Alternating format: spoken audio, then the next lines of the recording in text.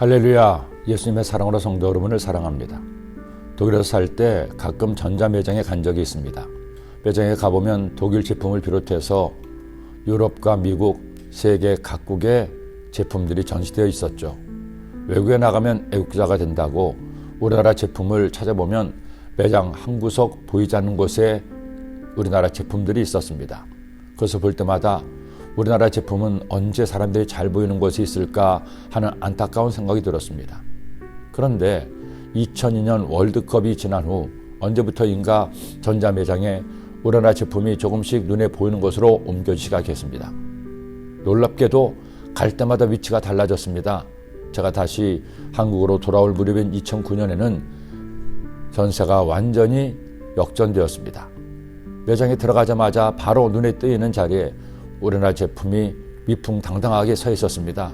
그것도 엘모전자와 에스모전자가 서로 앞다투어 경쟁하고 있었습니다. 저 유명하다는 필립스도 뮬러도 제네럴 일렉트릭도 소니도 파나소닉도 우리나라 제품과 경쟁이 되지 않았습니다. 나중에는 괜히 기분이 좋아서 집 근처에 있는 전자 매장에 물건 사러 가는 게 아니라 놀러 가기도 했습니다. 그런 가전제품 중에서도 세탁기는 타의 추종을 불허합니다.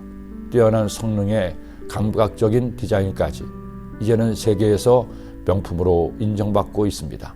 거기에 한술 더 떠서 옷의 먼지를 제거하고 구김을 제거하는 스타일러 같은 제품마저 나와서 가전업계를 선도하는 것을 보면 참 우리나라 전자업계가 대단하다는 생각을 하기도 합니다. 애굽에서 나온 이스라엘 백성들은 하나님 인도하심에 따라 길을 떠납니다. 하나님은 구름기둥과 불기둥으로 그들을 인도하시고 보호하시죠. 그런데 하나님은 한 곳에 그들을 머무르게 하십니다. 바로 시내 광야입니다. 그곳에는 거룩한 산이라고 불리는 시내산이 있었습니다. 하나님은 그 시내산에서 모세에게 율법의 말씀을 주시기로 작정하십니다. 그리고 하나님께서 시내산에 강림하시기 전에 백성에게 한 가지를 명령하십니다. 야훼께서 모세에게 이르시되 너는 백성에게로 가서 오늘과 내일 그들을 성결하게 하며 그들에게 옷을 빨게 하고 준비하게 하여 셋째 날을 기다리게 하라.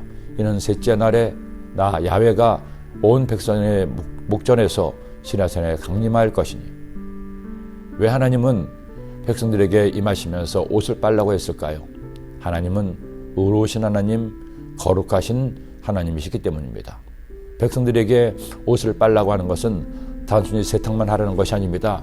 옷을 빨아 깨끗하게 하는 것처럼 그들의 영혼도 죄를 회개하고 정결하게 할 것을 명령하신 겁니다. 그러게 우리가 주님과 나와 예배를 드리기 위해서는 날마다 주님과 동행하는 삶을 살기 위해서는 가장 먼저 해야 할 일이 있습니다. 내 옷을 빨듯 내 영혼을 성결케 해야 합니다. 옷만 세탁기에 스타일러에 넣어서는 안 됩니다. 더 소중한 내 영혼에 얼룩진 죄의 때가 미움과 염려와 원망과 불평, 의심과 교만과 욕심에 찌든 때를 벗겨내야 합니다. 그래서 내 영혼이 성결해질 때, 깨끗해질 때 의로우신 하나님, 거룩하신 하나님이 우리를 안아주시고 의의 길로 인도하실 겁니다. 하나님께서 오늘도 나에게, 우리에게 새날을 주셨습니다. 이 새날이 나에게 가장 행복한 날이 되게 합시다. 제일 먼저 주님께 나의 모든 죄를 회개합시다. 내 영혼의 묵은 때를 주님의 보혈로 씻어냅시다. 그래서 주님을 새롭게 만나는 여러분이 되시기를 기도합니다. 기도드립니다. 사랑의 주님, 옷을 빨듯 우리의 몸도 정결하게 하고 우리의 영혼도 예수님의 보혈로 깨끗이 씻어주심으로 날마다 정결한 영혼 속에 주님의 은혜가 임하도록 도와주옵소서. 그런 오늘 복된 날 되게 하여 주옵소서. 예수님의 이름으로 기도드립니다. 아멘.